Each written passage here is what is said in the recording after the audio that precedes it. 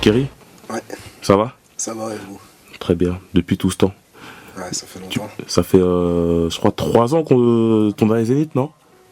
Ah ouais, ça fait 3 ans, je pense, ouais, 2009. Hein. C'est pourquoi je dois partir avant que je ne voie tout ce que j'ai construit se détruire. De toute façon ici je suis toujours stressé, je me sens comme oppressé. Je n'ai jamais le temps pour rien, je suis toujours pressé. Qu'est-ce que t'as fait depuis tout ce temps? Des choses très très personnelles. Hein. J'étais entre la France et l'étranger. Je me suis occupé de ma famille. Ouais. J'ai une petite fille. Voilà, Félicitations. quoi. Ouais, c'était plutôt. Je me suis ressourcé. Voilà. Tu voulais vraiment mettre le rap vraiment de côté, quoi. Comme tu disais dans Lettre à mon public, je crois que c'était ça. Comme quoi, c'est... J'avais beaucoup travaillé. Ouais. Entre 2008 et 2009, j'ai fait 2 albums. À l'ombre du show business et réel. Et donc j'étais déjà un peu fatigué, plus une grosse tournée. J'étais déjà un peu fatigué. Et j'avais besoin de me retrouver, parce que 2 ans dans les studios et les concerts, tu peux finir par t'y perdre. Voilà.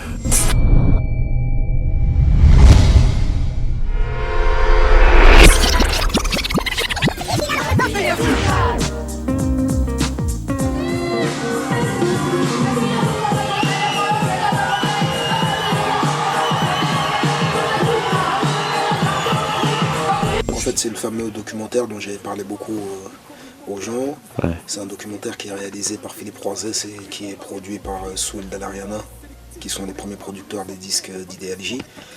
Et donc c'est un documentaire qui est pas axé que sur la musique, mais sur ma vie vraiment. Et ça fait presque 10 ans qu'il travaille sur ce documentaire.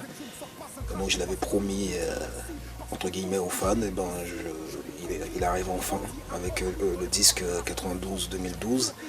Et le disque 92-2012, en fait ce que j'ai fait, c'est que j'ai pris les textes qui me paraissent les mieux écrits, et parmi les textes les plus importants, il n'y a pas tous les textes les plus importants, parce qu'il n'y a pas Hardcore, il n'y a pas Le Combat Continu par exemple, mais les textes que j'estime les mieux écrits et qui représentent un peu ma carrière et ce que je défends en tant qu'artiste, quelles sont mes positions. Et donc c'est pas un best-of, on a réorchestré tout, Ouais. mais c'est un truc acoustique, vachement épuré. Le but c'est vraiment de mettre le texte en avant. Ouais, non, c'est vrai, parce que je l'ai écouté hier. Bon, moi, j'ai préféré les versions originales. Ouais. Mais après, je me dis, c'est pour un mec qui ne te connaît pas vraiment, ou qui veut c'est peut-être bien pour lui, mais pour les fans de la première heure, ils vont peut-être aimer les versions originales. Mais en fait, ce que je voulais faire, c'est que, si tu veux, parfois, il y a des gens qui ne savent pas écouter du rap. Et, c'est-à-dire que dès que tu mets un beat, ils comprennent plus ce que tu es en train de dire, et pour eux, ça va trop vite. Ah. Et donc, moi, je voulais vraiment un objet qui soit accessible pour quelqu'un qui me connaît ma musique depuis longtemps, ou qui connaît le rap, et que aussi je peux offrir à quelqu'un qui a 40 ans, et que je peux lui dire voilà ce que je fais, voilà ce que je défends comme idée, voilà ce que je dis dans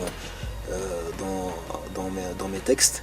Et donc c'est pour ça que j'ai fait ce choix-là. Et puis après 2 ans de coupure avec la musique, avec le rap, j'avais pas...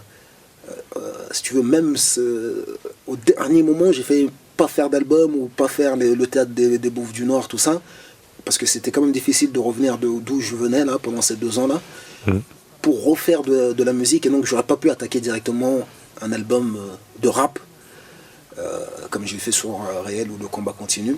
Donc c'est pour ça que j'ai commencé par ça. C'est un truc acoustique, et puis il y aura le théâtre des Bouffes du Nord. Et après, pour mars 2013, j'espère un nouvel album qui sera là, un album d'inédit et rap, voilà. D'accord, donc après la coupure, tu voulais pas faire un nouvel album, c'est quoi? Parce que J'aurais pas été capable. Pourquoi, à cause de quoi? C'était trop brusque, ça aurait été trop brusque.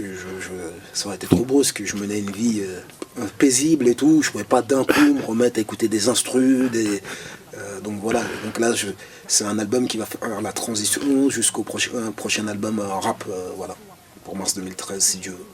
D'accord. Parce qu'en plus, on entend beaucoup de gens qui attendaient ton retour, qui se disent ouais, ce serait bien que Kerry revienne dans le rap, parce que le rap ceci, le rap cela, les gens sont jamais contents. Donc, qu'est-ce que toi, tu vas apporter avec ce prochain album? Toi, qu'est-ce que tu as pensé déjà depuis les 2 ans que tu n'es pas là? Qu'est-ce que toi, extérieurement, J'ai pas trop écouté. Bon, c'est vrai que je lis un peu comme ça, que les gens pensent que ma présence, elle est importante. Et en réfléchissant, sans fausse modestie, mais sans vouloir frémer, je pense aussi que ma présence, elle est importante aussi dans le rap, parce que j'apporte quand même un équilibre du point de vue du message. Et que je pense que c'est important que le message que je véhicule continue à exister dans cette musique. D'accord. Dernièrement, après, je pense pas non plus être indispensable et que sans moi, le rap est mort, mais je pense que c'est important que ce rap-là existe aussi également. Oui, parce que tu es cité quand même comme référence, tu vois, il y a des gens comme Youssoupha et même plein d'autres qui à chaque fois te citent en référence. Quand le rap va pas bien, à chaque fois les gens disent ouais, faut que Kerry revienne.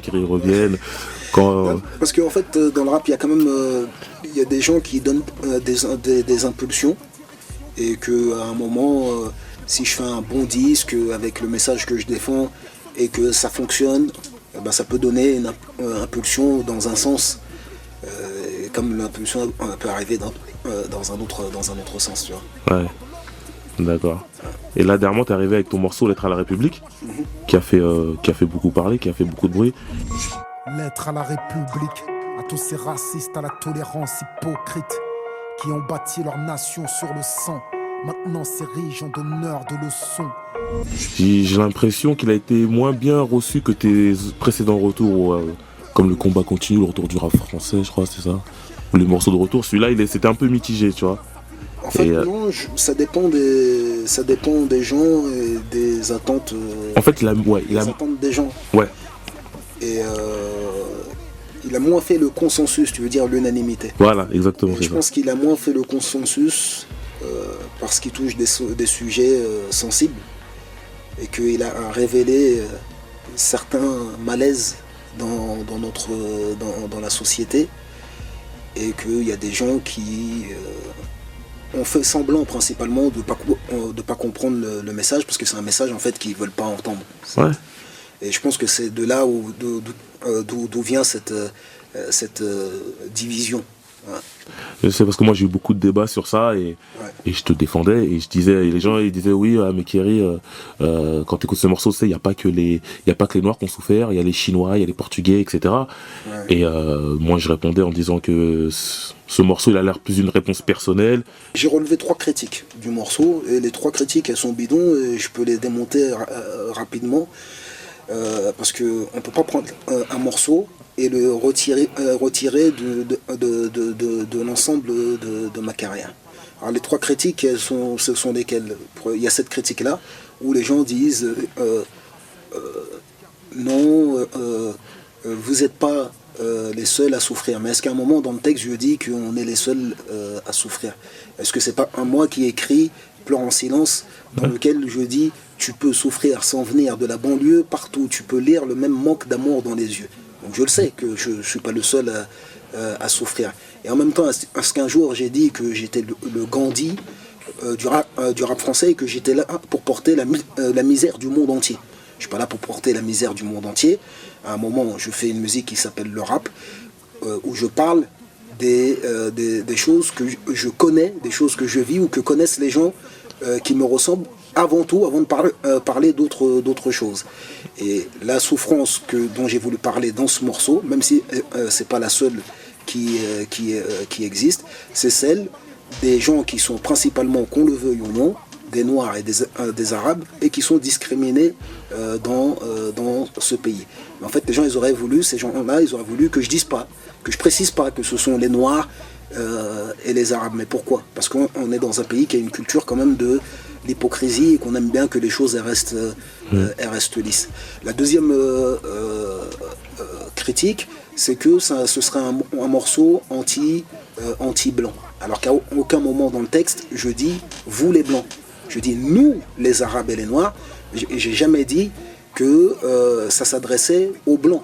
Le seul moment où il y a il y a le mot blanc, c'est lorsque je dis vous n'avez les mains blanches que dans vos mensonges. Et tout le monde comprend que ça peut s'adresser à un noir et que ça veut dire que tu es né innocent que dans ton mensonge. Ça ne veut pas forcément dire que celui dont je m'adresse, à qui je m'adresse, il a forcément les mains blanches.